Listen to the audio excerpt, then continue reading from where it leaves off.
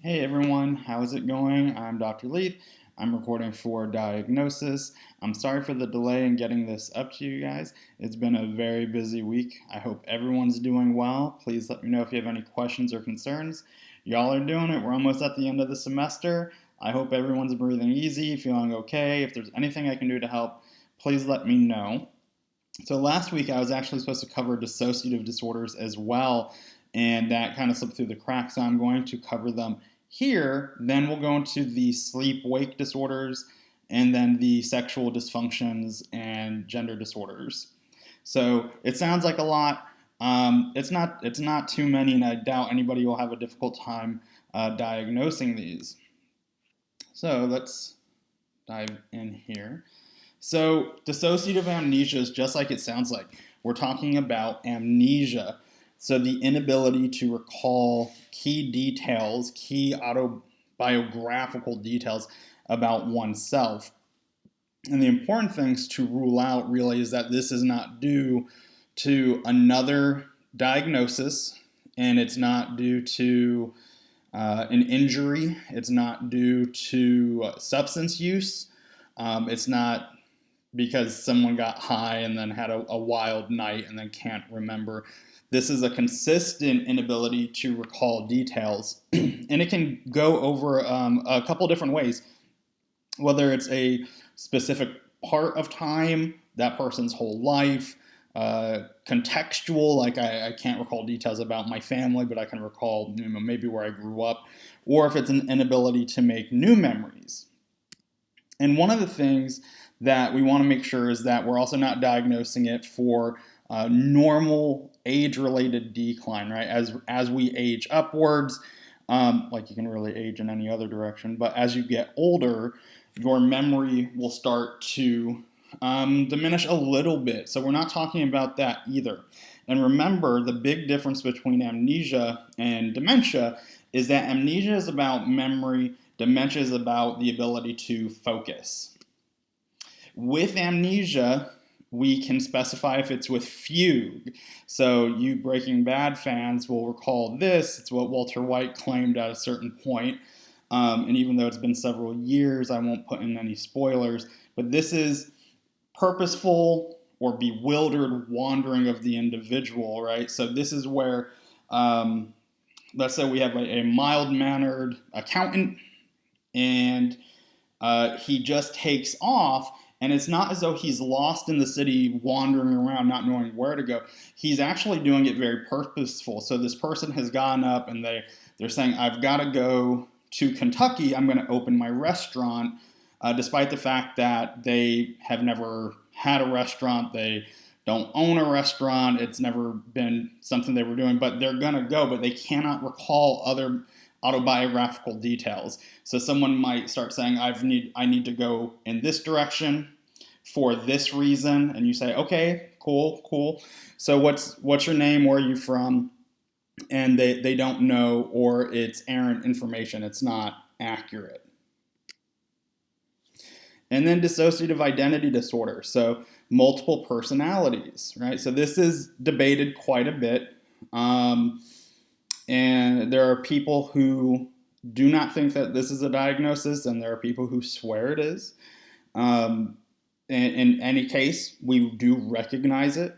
We talk about there being two distinct personalities or more, and this is not, we're not talking about someone who is moody, right? Like you're fine 1 minute and then you're somebody else the next minute. We're talking, here's one person who likes everything neat and tidy and just so, a real type A, and then they have this other side of them, this other personality that's kind of the wild child, is very messy, unorganized, all of that. And the thing is that the person, your client in this case, does not recall the information or the events or experiences that the alternate personality has, right? So it's one thing to call me to say, it's like he's got two personalities. On one day he's really nice and funny and cool, and on the next he's really tough and critical and mean. But I would still recall what I did each day. Here we're talking about when the alternate personality is in the driver's seat, is in control. The prime personality, the original one, does not recall the events of what happened while the other personality was there. So there will be some lapses in memory, hence why this is in the dissociative chapter, right? They are dissociating, and this other personality is now overriding the original one. So the way this is kind of discovered is your client would most likely start kind of hearing odd stories about their behavior. They might see some physical evidence around, right? Like the apartment looking one way before they went to bed or something, and then they see it and it's flipped upside down or it's really clean. It's difficult to work with. This is something that most likely would take a lot of time, and it's really understudied. It's a more rare diagnosis. There are several case studies about it, and then for each of those case studies, there's people who find flaws with it. In any case, it is recognized as a disorder, so we should just be prepared to discuss it if it comes up. And then a newish one for the DSM-5 is depersonalization and derealization. So these will sound familiar from the section on PTSD about what happens when that person gets overwhelmed. Depersonalization is an out-of-body experience. So this is someone who would come to you and say, it was like I was hovering above my body and I was watching everything and I didn't have any control. That's the big theme. I didn't have any control over what was happening. I was just kind of observing. And derealization is feeling as though you're in a bubble. You feel like you're in a dream. You know what's going on, but everything feels very foggy. Lots of descriptions like time was moving in a weird way. It felt like I was underwater. Sound was distorted. Color was distorted. And the big thing with both of these is that reality testing remains intact. Reality testing means that person knows who they are, when it is, where they are, and what they're doing. So I know that I'm Joe Smith. I live in Austin, Texas. I do X, Y, and Z and all that, but everything just feels weird. I feel as though I'm not, this is not real life, but it is. And that kind of concludes our sections on our diagnoses for the dissociative disorders. So now let's move to the ultra exciting sleep-wake disorders. So there's just a handful that I'm going to cover. Almost all of these will require medical intervention, and then all the ones that are not listed on this slide are ones that you have to do sleep studies for. So your client would have to go to one of those sleep labs and be monitored and things like that. Insomnia, everybody has heard of this one, right? So inability to sleep for 3 times a week for 3 months, right? And so we're not talking about staying up late or being a light sleeper or even someone who is trying to stay awake. So maybe you get a new job, you're under a lot of stress, or you do something really exciting, like a teenager gets a new computer, a new video game, and they're up all night playing it. Well, this is 3 times a week for 3 months, and it's causing significant impairment in the person's life. On the other end of that spectrum, we have hypersomnia, where the person is sleeping what we would consider a healthy amount, right? About 7 hours asleep, and they're still tired, right? They just cannot seem to get enough sleep. Narcolepsy, falling asleep, or losing muscle control, like the body kind of goes into an asleep state, again, 3 times a week for 3 months. And then more than likely what you will see is a lot of the parasomnia, so a nightmare disorder. So this is not just the usual run-of-the-mill nightmares. These are super intense, super vivid, feel very realistic. You may have heard the term night terrors, so the person will often wake up screaming. And aside from all that discomfort, it affects anybody that they would be living with. Sleep talking, sleep walking, restless leg syndrome. And again, you would probably consult with a medical specialist for the sleep disorders. And now we're just rounding out the corners with our sex and gender disorders. And you'll notice that the presentations that are on Blackboard are a little bit different. This is, again, a hyphenated one to kind of adjust to being online, since I won't be able to answer questions as readily as if we were in class. So we have genitopelvic pain / penetration disorder. So this is a pain disorder, right? So this is where for women during sex, it becomes very, very painful. And the reason that this is considered a mental health concern is that it usually revolves around anxiety, right? Now, where that anxiety comes from, that's something you go into with your client, whether it's a performance anxiety, a body image issue, something relational with their partner. It could be any number of things. But what happens is the muscles start to contract quite a bit, lubrication stops, and so it's very, very painful sex. And then, like most other performance problems, what happens is every time sex is initiated, this person goes to a place of, what if this happens again? And then the cycle kind of restarts itself. Medical co-treatment, it can happen. I've worked with clients who they've benefited through mindfulness, yoga practice, getting more in tune with how they're feeling, what they're thinking, and how their body operates. Seems to alleviate everything. Communicating with their partner, right? Like, okay, it's happening. Let's slow down. Let's stop. Let's take a break. And focusing on pain management versus function, right? So it's not just that it hurts. It's also what's going on, what's driving the pain to begin with. And of course, kind of like with some of the other disorders that we talked about, we do want to rule out any actual medical concerns. The desire disorders, we have a hypoactive sexual desire disorder for men and women. And so I'm going to go over those individually in just a second here. Let me just make sure I have them. Yep. So we have female sexual interest arousal disorder. So this is, just to be clear, the DSM is makes a point of this. This is not just having a difference in sex drive between partners, right? So this is low, little, or absent interest in sex. There's very little or absent reactions to stimulation. It's not just, I want to have sex this many times and she wants to have sex that many times. It's this person feeling they just don't have a desire. It's not an issue of, I wish I could, but medically I can't. There is no interest in it. I'm going to bounce around here. I'm so sorry. And then on a separate diagnosis, we have male hypoactive sexual desire disorder. This is like the same thing, except for men. They are two separate diagnoses. We have one for men and one for women, or one for males and one for females. For this one, we're also looking at lack of sexual thoughts, right? So you can kind of see some gender differences in how they wrote this. One, that they would split it. One for men, that there is a determination of, do you think of sex often enough? And for women, it's having your reactions and stuff is a certain type of a certain diagnosis. So you can have, and again, we would expect that to manifest in relationships, right?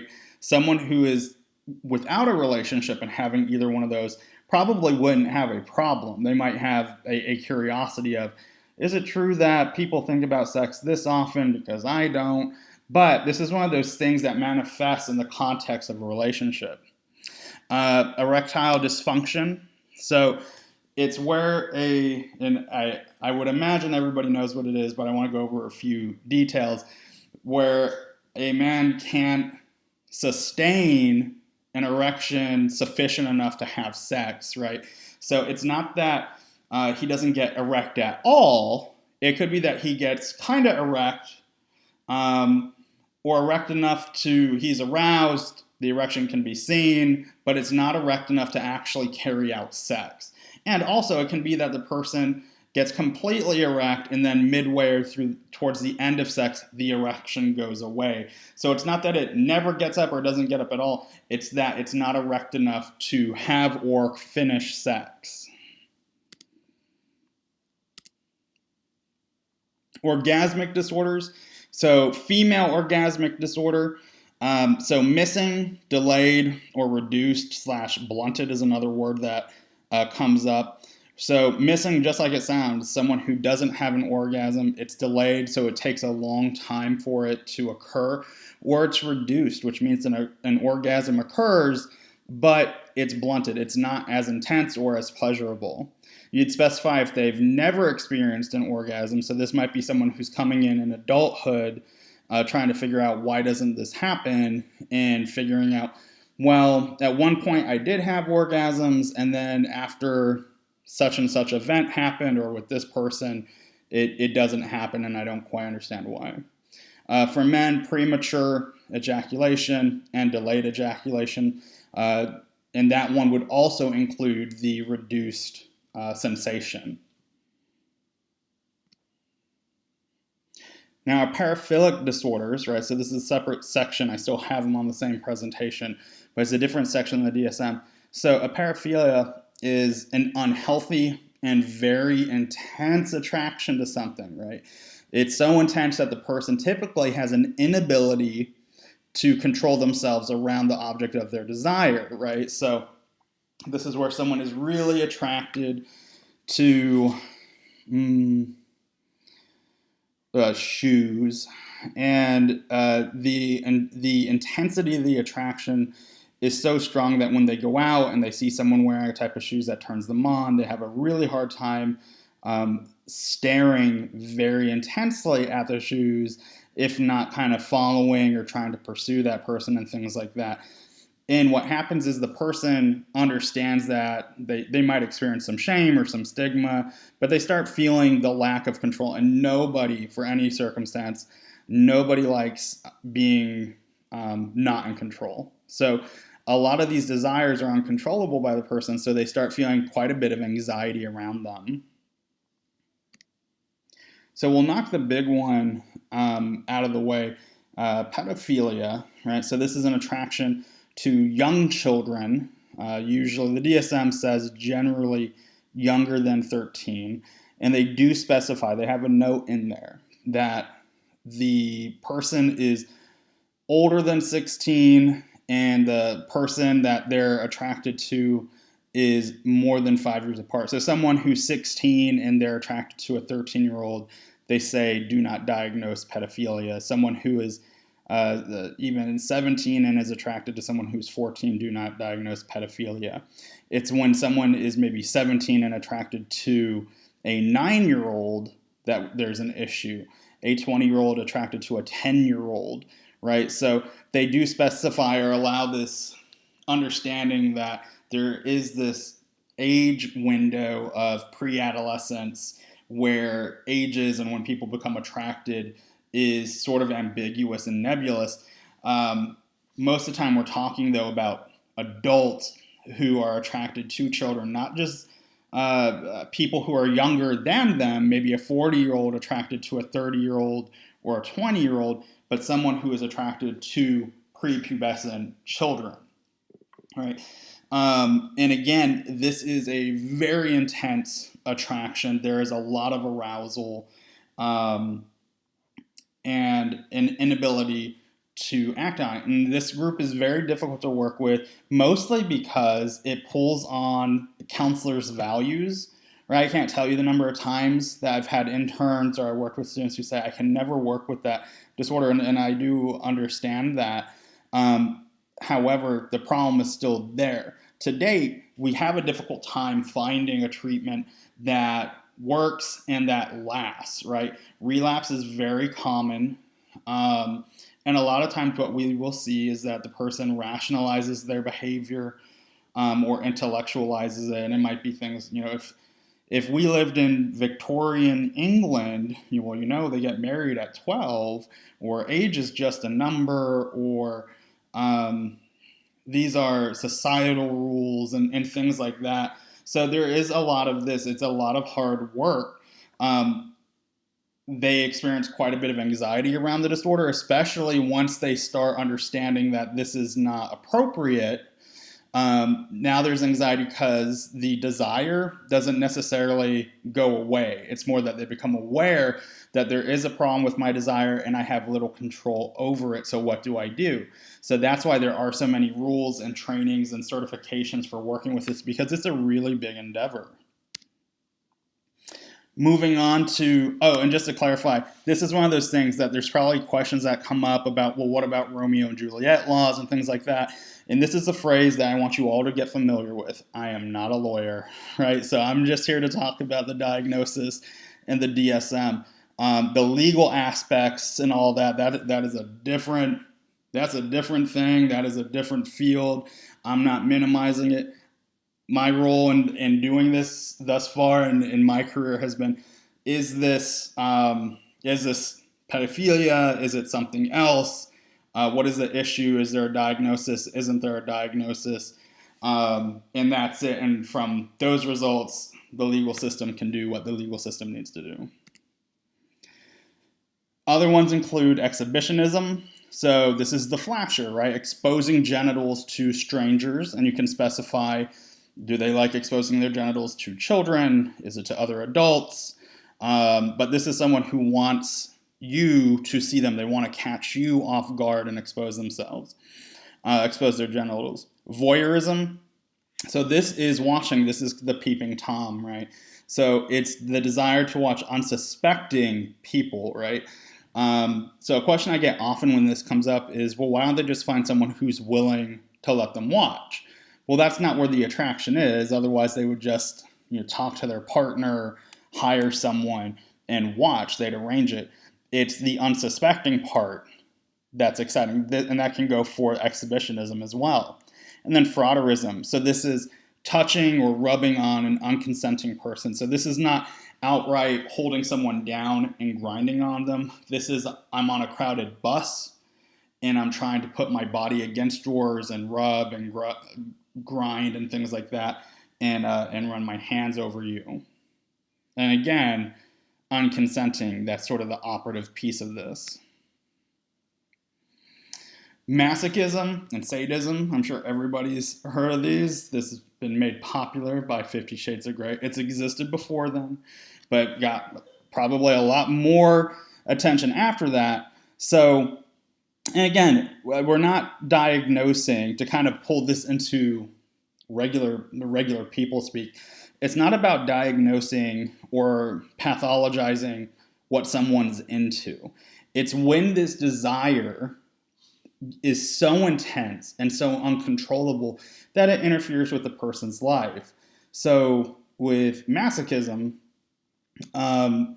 getting hurt, it might be that I go too far, I really hurt myself, I can't sustain a relationship because this is too intense. And same with sadism. Some people might like rough play, they might like rough sex, and that's fine. We're talking about situations where it goes too far and someone really gets hurt, or your client winds up saying, I'm really into this, and once I unveil the level of desire for this, everybody runs away. That's what we're talking about, not just someone who says, I like to be pushed around a little bit.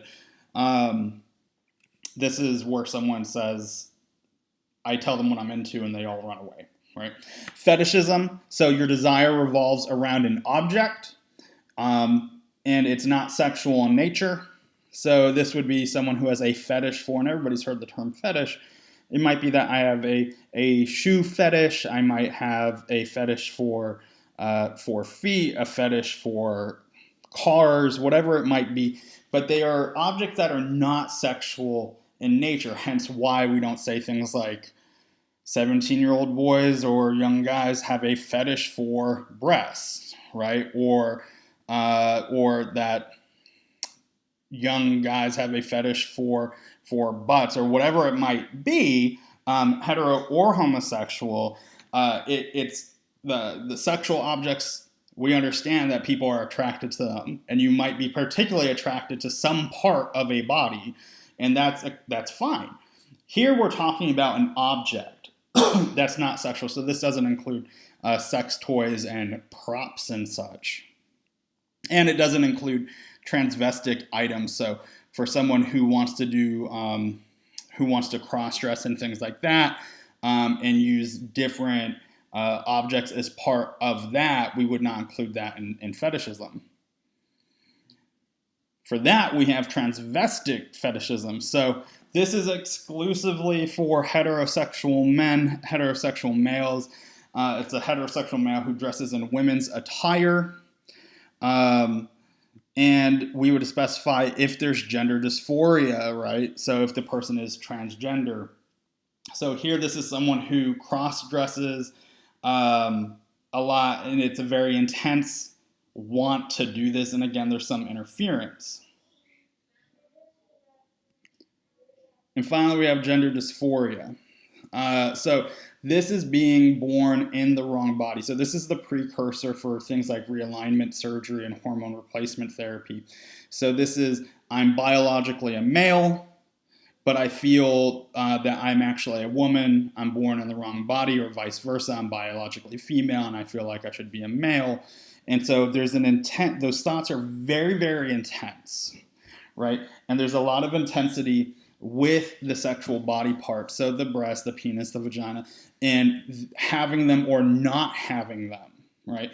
There's a big preoccupation with wanting to be the other sex. So the example I like to give to people is, have you ever had a rock stuck in your shoe? Imagine how bothersome that is, the small pebble in your shoe. Now imagine being born in the wrong body. Imagine the intensity of how that feels. Every day you feel like something's wrong. And this is not, this is not like the Beyonce song, like If I Were a Boy or something like that. It's not talking about privileges that you might get or penalties you might lose. It is, I am inherently in the wrong body, right? And so this is the precursor. This is when we're working with someone who wants to maybe have realignment surgery. This is what we would diagnose. And ideally what would happen is, after they have the realignment surgery, the dysphoria goes away, right? So this diagnosis exists as long as that person experiences the wrongness.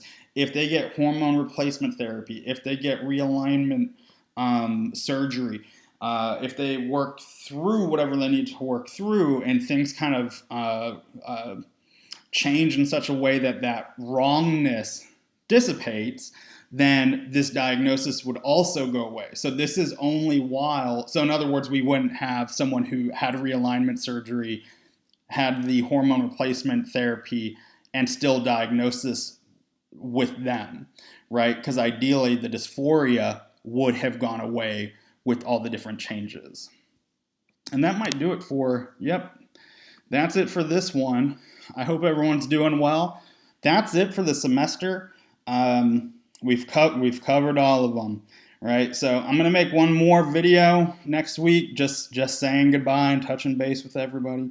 Over the summer, I'm teaching diagnosis, which none of you will be taking, and assessment. If you're taking assessment with me, by now you know that the classes will be online, and my classes at least are going to be asynchronous, meaning that we won't meet live, right? Everything will be kind of a do-at-your-own pace, and I'll be posting videos and assignments and stuff online. However, I'm happy to meet virtually for office hours and things like that. So it's kind of just a disclaimer / informed consent. That way everybody can plan accordingly. I hope everyone's doing well. If you need anything, please let me know.